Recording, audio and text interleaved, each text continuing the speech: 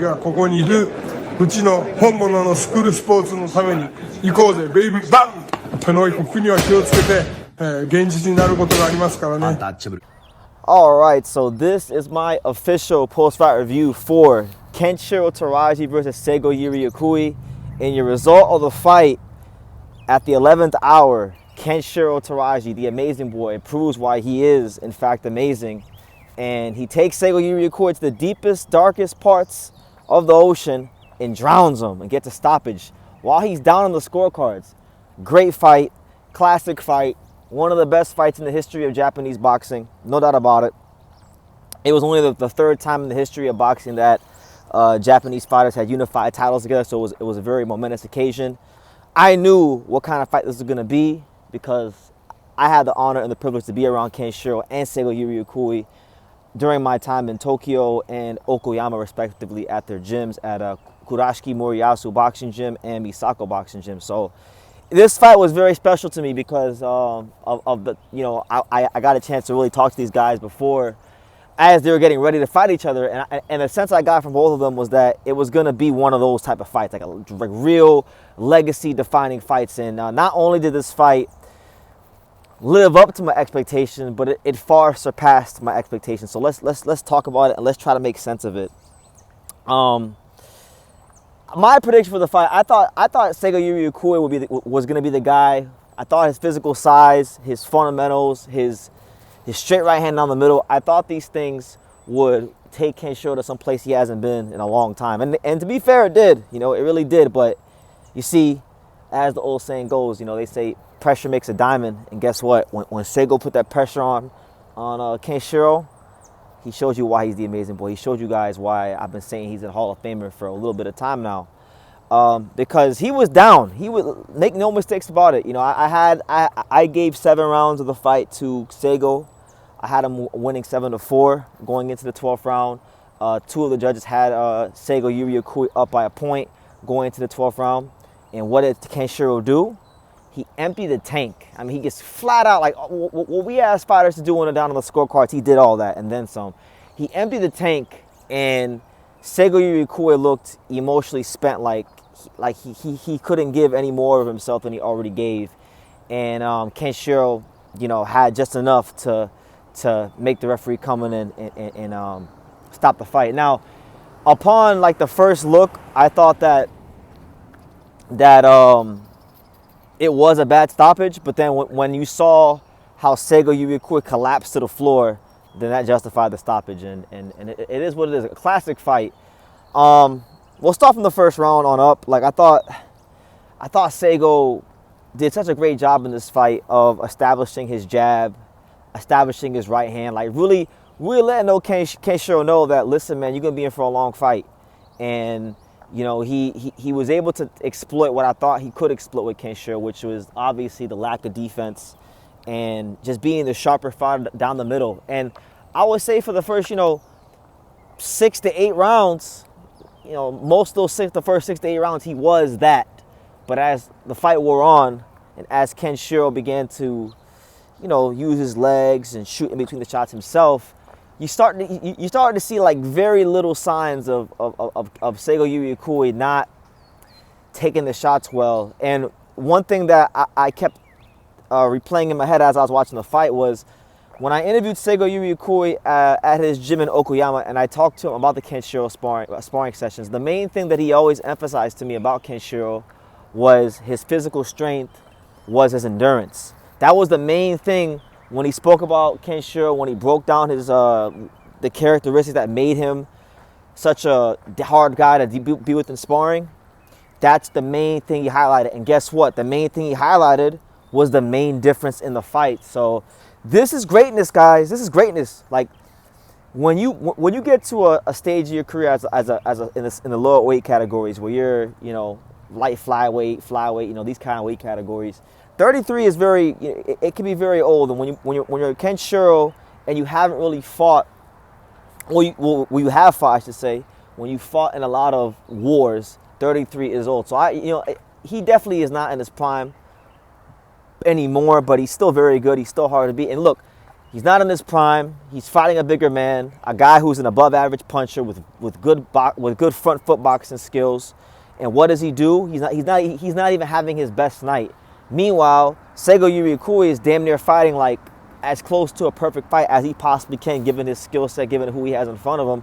And guess what? For Seigo Yuri Akui, it still wasn't enough because Kenshiro took him to the darkest, deepest part of the ocean. And at the 11th hour, he drowned his ass. So that's greatness. That's what greatness looks like. That's what pound for pound looks like. That's what Hall of Fame looks like. So listen, I don't want to hear about Bam Rodriguez. I damn sure don't want to hear about no Junto Nakatani because he hasn't really fought nobody yet worth writing home about. He fought Seigo as a prospect, but I'm saying like at the world level, he hasn't really fought anybody worth writing home about in comparison to Kenshiro, right? I don't want to hear about Junto. I don't want to hear about Bam. I don't want to hear about a lot of these guys that you guys have been very disrespectful with these pound for pound lists for years. The mainstream media, the boxing fans. You've been proving to me. You guys have been proving to me for a long time that you actually don't know shit about boxing, not having Kenshiro on the pound for pound list, right? Because guess what? Guess what? A lot of y'all had Romo Gonzalez in the top 5, top 10, number 1, pound for pound. When he was the hot thing in boxing. Well, guess what?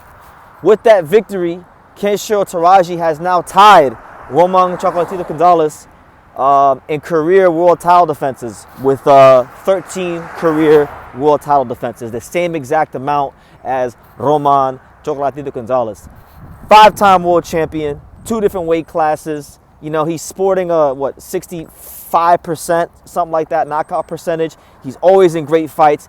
I'll say it again because a lot of your Inoue fans didn't like it. He has fought the toughest competition of any Japanese fighter over the last 5 years. That was a very superb version of Seigo Yuri Akui tonight. That was the most motivated Seigo Yuri Akui we will see. That was the most just locked-in version we see of him. I mean, Seigo Yuri Akui in this fight, he was showing some different things. I mean, his defense in the pocket at times. He was operating with the shoulder down. He was slipping. He was kind of employing a bit of a Philly shell counter type style, and he was shooting down the middle. His defense in the pocket. He was showing some slickness. He upped his punch output for this fight. I mean, that was the best version of Seigo Yuri Akui we've seen so far in the sport of boxing, and that wasn't the best version of Kenshiro, and that wasn't his best night. And guess what? On an off night. On a night where things weren't fully going his way, still finds a way to win in spectacular fashion. That's what the great ones do. That's the Hall of Famers do. So in my humble opinion, I mean, I thought he's a Hall of Famer for a little bit of time now, but I think now there really shouldn't be any debate. Like this guy, in this fight, it should not even be a debate anymore. He punched his ticket to Canastota with this fight for sure. So a great win for him. Gutted for Seigo because Seigo was up on 2 of the judges' scorecards. He's come a long way in his boxing career and in his life. He comes from Okuyama, right? Okuyama's not a big town in Japan, right? It's not a big town in Japan.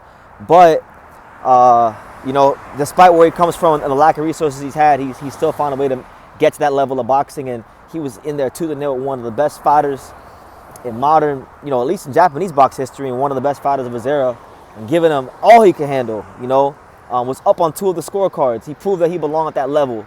And for the Americans that that have never been to Japan, that don't understand the significance and how hard it is to do, being from Okuyama to get that level of boxing, it's like imagine somebody from the USA that's from Idaho or South Dakota or I don't know, Vermont. Imagine someone from the smallest state in America that becomes a world champion and gets to the highest level and then fights like Terrence Crawford or someone like that and gives them like hell. And it's up on 2 of the scorecards and Terrence Crawford had to do something like that in the 12th round. That's basically what happened, right? So Seigo Yuri Akui is a true fighter, true champion. If you're going to lose, that's how you want to lose, Nobody wants to lose, right? But in this sport, there are winners and losers. So he didn't lose because he wasn't skilled enough to deal with Kenshiro. He didn't lose because he wasn't smart enough to deal with Kenshiro. He just simply lost because Kenshiro is special. He's cut from he's like this velour tracksuit from Donkey Hyundai, you know, in Japan. You know, he's just cut from a different type of material. So you gotta really put him out. And even the one guy that put him out, Masamichi Ibuki, they fought again and he put him out. Kenshiro did him in like 3 rounds, knocked him out in 3 rounds. So just an amazing fight. If you didn't watch this fight live, if you didn't wake up for this fight live, you missed out on something special. You missed out on greatness. You missed out on finding out why they call Kenshiro Teraji the amazing boy. But nonetheless, Seigo Yuri Akui is the truth, and he's a big reason why this fight was so great. So they definitely surpassed my expectations. I've known about this fight for 5 months, back when I was in Japan, watching this fight on Japanese programming, and you know, this fight was just it was that good. So I picked it wrong, but I'm not sad to pick this one wrong. This is a classic fight, and could have won a rematch. You know, maybe Kenshiro goes and unifies with you know, Rene Santiago or someone else. But I just think, you know, this fight will live on forever. This is one of those fights. Like if somebody asked me,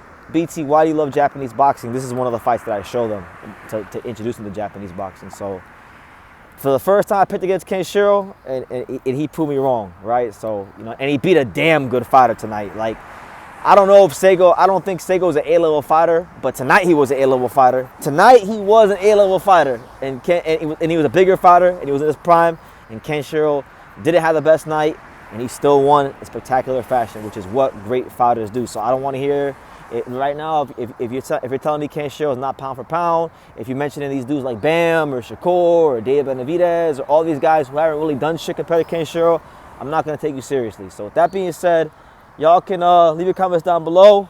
The amazing boy, he is amazing, you know. Arigato gozaimasu for a great fight. And like I say in every single one of these videos, you can love me or you can hate me, but I'm just a kid from Dang It. So until next time, take care, guys. Thank you for watching another video on the untouchable True School Sports Empire. For more great boxing content just like this, make sure you guys click right over here. Keep watching my boy BT put on the best interviews out here.